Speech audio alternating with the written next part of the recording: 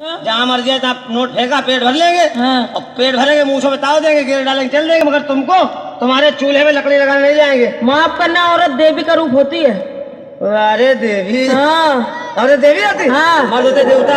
औरत होती Mahadevi. I am Mahadev बाबा। औरत होती काली भवानी। काल भैरव। औरत होती दुर्गा माता। भैरव बाबा। औरत होती संतोषी माता। संतोषी माता। हाँ। मर्द होते संतोषा बाप। औरत होती गौ माता। इसमें हंसने क्या बात है? ये है गौ माता। हाँ। औरत गौ माता। हाँ। और मर्द क्या होते हैं? क्या होते हैं? सार देवता। वाह, साउथ देवता क्या वैल्यू है? गौ माता क्या वैल्यू? बहुत वैल्यू है। क्या वैल्यू? गौ माता पूजा होती है। अच्छा। और वो दूध देती है। तुम कितना देती? आपने कहा ना गौ माता दूध देती है। हाँ। गौ माता दूध देती है। हाँ। हमने आपकी बात मान ली, गौ माता दूध देती है, उससे दही बनता है, मक्खन बनता है, सारा हिंदुस्तान खाता है। लेकिन एक बात क्यों भूल रही गौ महारानी? क्या? अगर सांड देवता गौ महारानी के दफ्तर में दस्तखत करने न जाए तो दूध दही कुछ नहीं होगा। गौ माता कोई वैल्यू नहीं, आई डोंट नो गौ माता। मेरे बदतमीजी फिर गरमानी हमसे भिड़ना नहीं। क्या है? हम बता रहे तुमको, एक काम करो, क्या करे? तुम्हारी शादी हुई?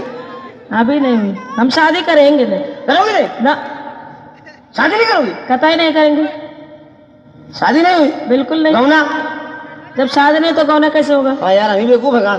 बेवकूफ तो है ही हो। तो स्वागत स्वागत नहीं हुई ना, और दोपहर भाई होगी। रात दोपहर क्या होता है? गाँव देहात में होती, पुलिस वाले से पूछो, तमाम केस पकड़ते हैं।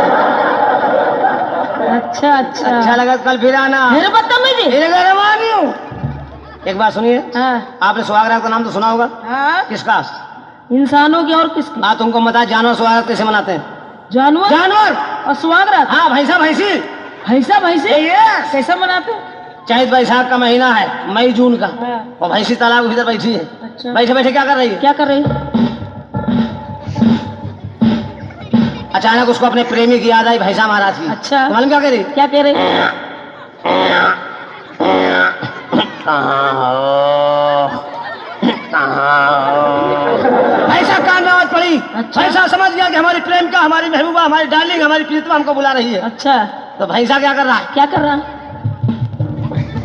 वाह। दिशा का निरीक्षण कर रहा है कि भैंसी आए किधर। अच्छा। तो भैंस क्या कह रहा है? क्या कह रहा है?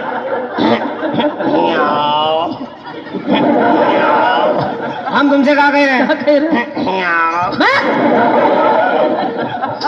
हंसो मत यार, तुम हंस रहे हो, हमारा मौसम बन रहा है। क्या बन रहा है तुम्हारा? मौसम बन रहा है, संतुलन बिगड़ रहा है, दिल्ली का तापमान घट रहा है। हाँ। हाँ, बहुत ठंडी पड़ रही है। अच्छा। हाँ, तभी तो लोग भाग गया कानपुर। अच्छा।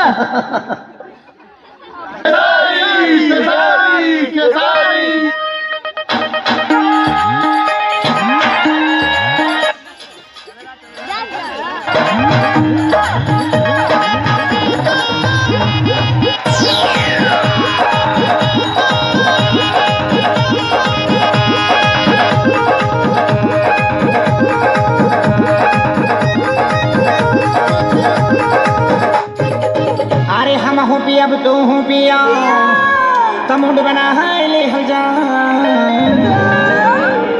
हम हो पिया, अब तू हो पिया, तमुंड बना है ले जा।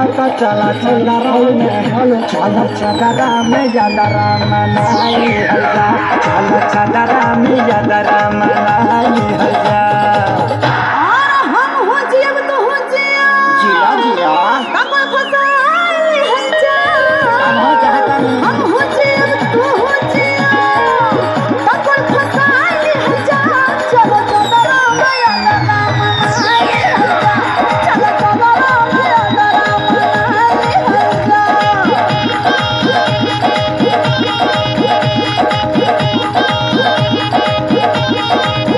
अरे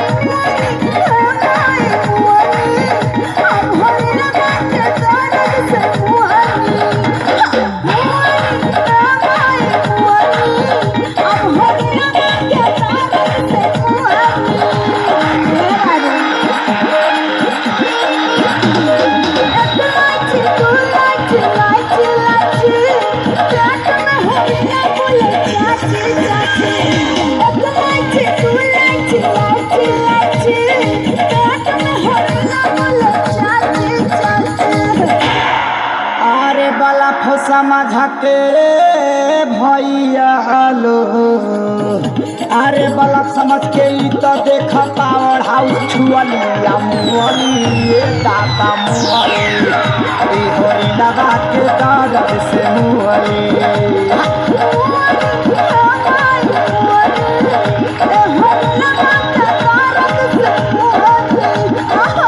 हम धारा बिट्टू हूँ धारा अरे हम चाहे जा हम धारा बिट्टू हूँ धारा हम चाहे हर जाता चल चदरा में जादरा मनाए हरा चल चदरा में जादरा मनाए हरा